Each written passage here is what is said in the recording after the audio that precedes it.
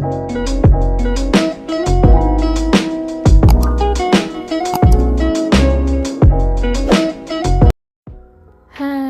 berjumpa lagi dengan saya.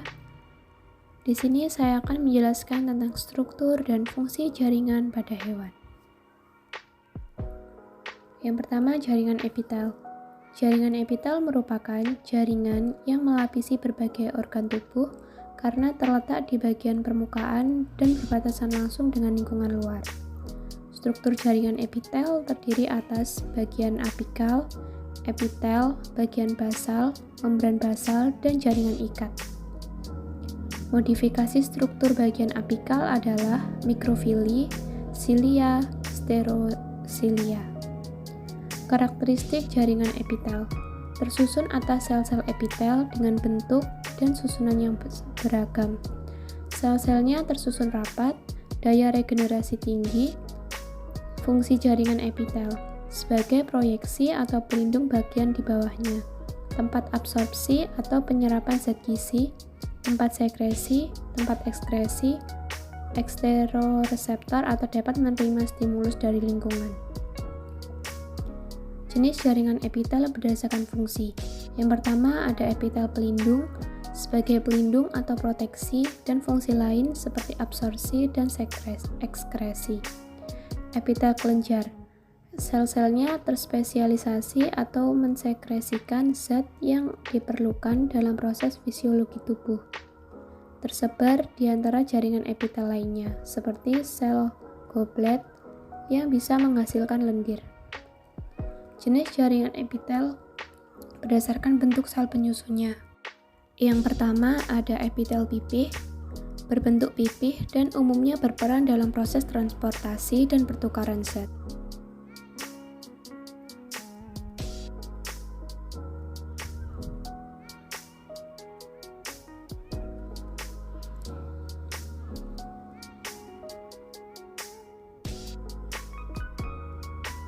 Yang kedua ada epitel kubus, berbentuk kubus dan umumnya berfungsi sebagai tempat sekresi dan absorpsi. Yang ketiga ada epitel silindris, berbentuk silindris dan umumnya berfungsi sebagai tempat sekresi dan absorpsi. Untuk gambarnya dapat dilihat pada gambar di samping.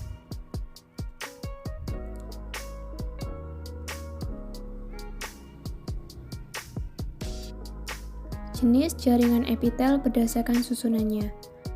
Yang pertama selapis, terdiri atas selapis sama.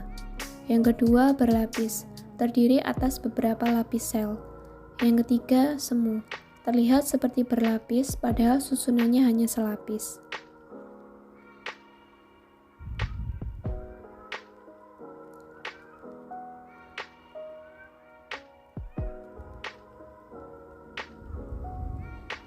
Jenis jaringan epitel secara umum. Yang pertama, epitel pipih selapis. Berfungsi memfasilitasi proses transportasi dan pertukaran zat, dapat secara difusi maupun osmosis. Letak epitel penyusun dinding alveolus, pembuluh darah, glomerulus, dan kapsula Bowman.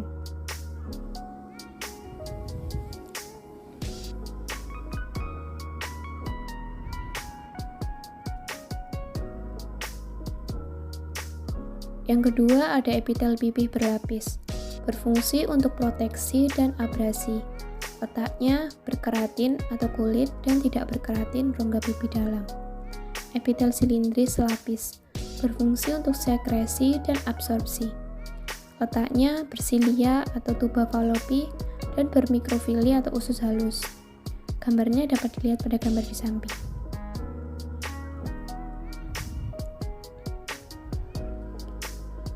Yang keempat ada epitel silindris berlapis semu, berfungsi untuk sekresi dan absorpsi.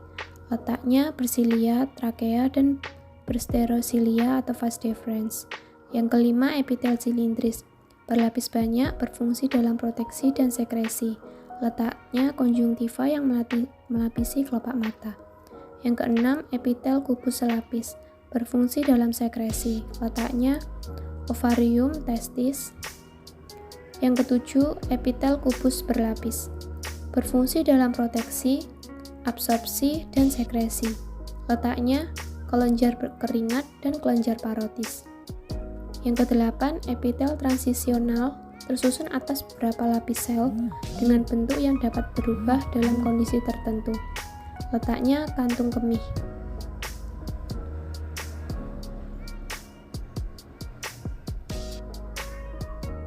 Jaringan ikat. Jaringan ikat adalah jaringan yang paling banyak menyusun tubuh. Berasal dari lapisan mesoderm yang berkembang jadi jaringan mesenchyme, yaitu jaringan embrional yang berkembang pada masa embrio. Jaringan ikat berfungsi untuk mengikat bagian satu dengan bagian lainnya, membantu berlangsungnya proses metabolisme bagi sel, dan medium untuk difusi nutrien dan produk limbah. Komponen jaringan ikat yaitu bahan tidak hidup atau matriks ekstraseluler. Matriks ekstraseluler, substansi atau bahan dasar matriks ekstraseluler umumnya merupakan media cair seperti gel yang terbuat dari air dan beberapa jenis protein seperti proteoglikan, glikoprotein, dan glikosaminoglykan. Serat protein adalah polimer protein yang membentuk struktur panjang seperti serat atau serabut. Jenis serat protein, serat kolagen, serat retikuler, dan serat elastin. Komponen seluler, fibroblast, sel utama penyusun jaringan ikat yang bersifat aktif membelah dan dapat melakukan regenerasi. Berbentuk pipih, besar, bercabang, punya inti berbentuk lonjong, dan jika dilihat dari samping bentuknya seperti gelondong atau fusiform.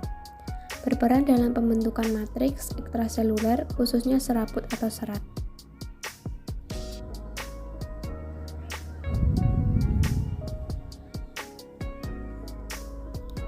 Sel-sel penyusun sistem kekebalan tubuh. Yang pertama, makrofag atau histosit.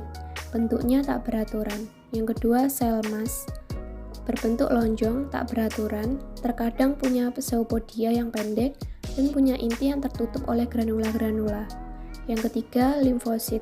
Berbentuk oval, membentuk dengan inti satu dan tidak punya granula.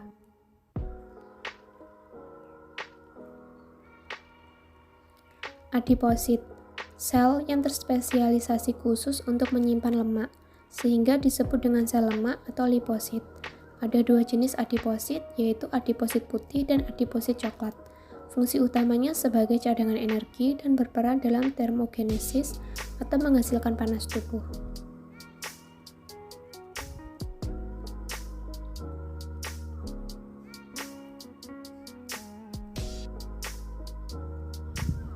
Jenis komponen seluler, jaringan ikat berdasarkan fase hidup. Sel dengan akhiran blast, sel yang belum dewasa atau imatur, sifatnya aktif membelah untuk memperbanyak diri dan punya kemampuan untuk memproduksi matriks ekstraseluler. Contohnya, fibroblast, yaitu sel yang menghasilkan serabut ekstraseluler.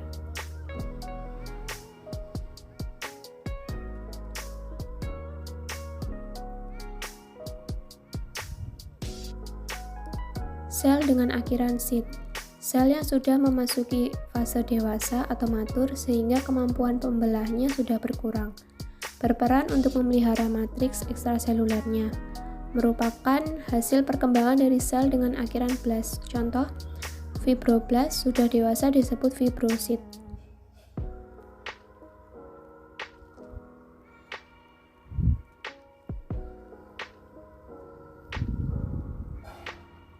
Sel dengan akhiran class, sel-sel yang punya kemampuan memecah matriks ekstraseluler.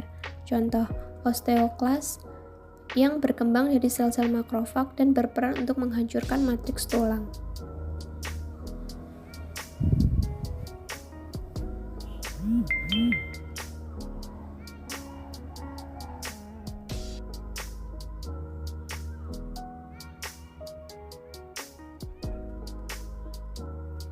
Jenis-jenis jaringan ikat ditentukan oleh komposisi matriks ekstraseluler dan komponen seluler. Jenis jaringan ikat sejati, jaringan ikat penyokong, dan jaringan ikat cair.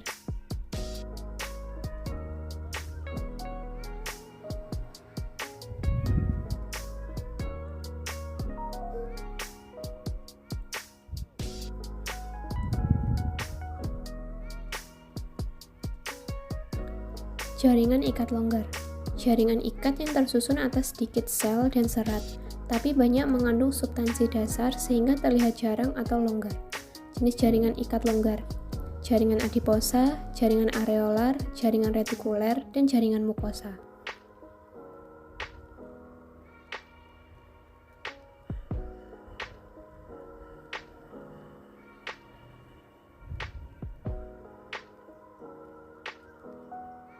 Jaringan ikat padat: jaringan ikat yang banyak mengandung serat terutama kolagen, tapi mengandung lebih sedikit substansi dasar dan sel, sehingga susunannya terlihat lebih rapat, padat, dan juga fleksibel. Jenis jaringan ikat padat: jaringan ikat padat teratur atau reguler, jaringan ikat padat tidak teratur atau irreguler, dan jaringan elastis.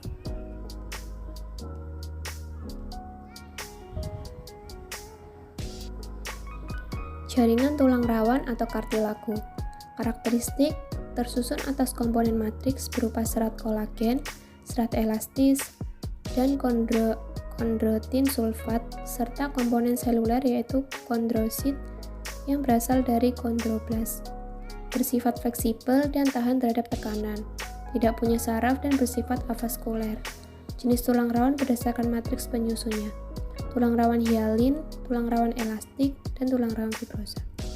Jaringan tulang keras: karakteristik mengalami klasifikasi, sifatnya keras dan buka, berfungsi untuk menopang tubuh, melindungi organ, serta menyimpan mineral. Jenis tulang keras berdasarkan strukturnya: tulang kompak dan tulang spon.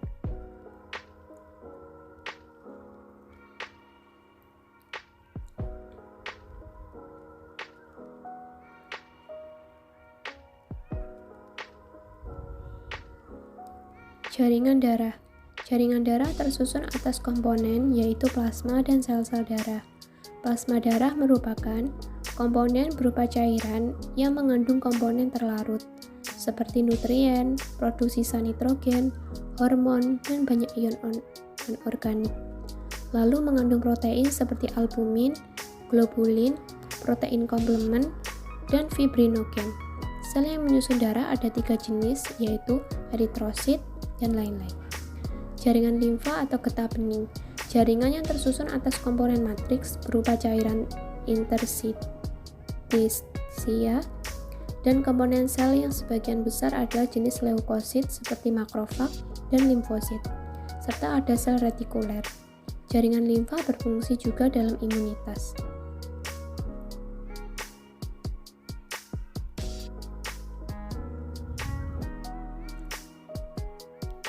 Jaringan otot: jaringan yang tersusun sel-sel otot yang mengandung serat-serat otot, memiliki kemampuan untuk berkontraksi dan berelaksasi. Di sekelilingnya terdapat pembuluh darah dan mitokondria. Jenis jaringan otot: otot lurik, otot jantung, dan otot polos.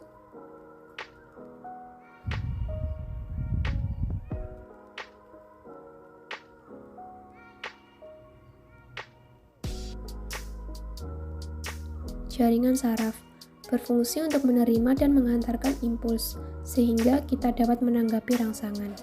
Jaringan saraf tersebar di seluruh tubuh dan paling banyak ditemukan di otak dan sumsum tulang belakang. Tersusun atas komponen berupa sel saraf dan juga sel gila.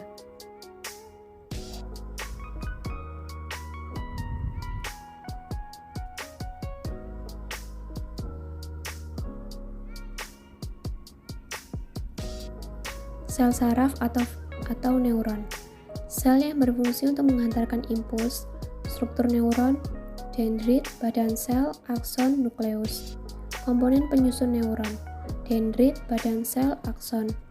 Jenis neuron berdasarkan fungsi: neuron sensorik, neuron motorik, dan neuron intermediate.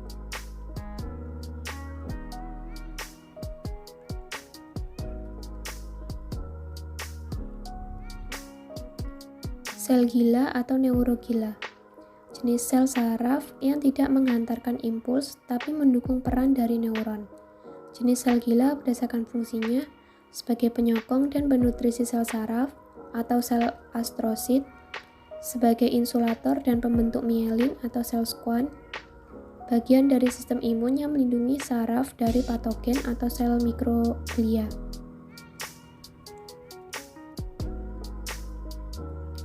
Organ dan sistem organ. Organ adalah kumpulan berbagai jaringan yang saling bekerja sama untuk suatu fungsi tertentu. Contoh organ, lambung yang tersusun atas berbagai jaringan yang saling bekerja sama untuk membantu fungsi lambung sebagai tempat mencerna makanan.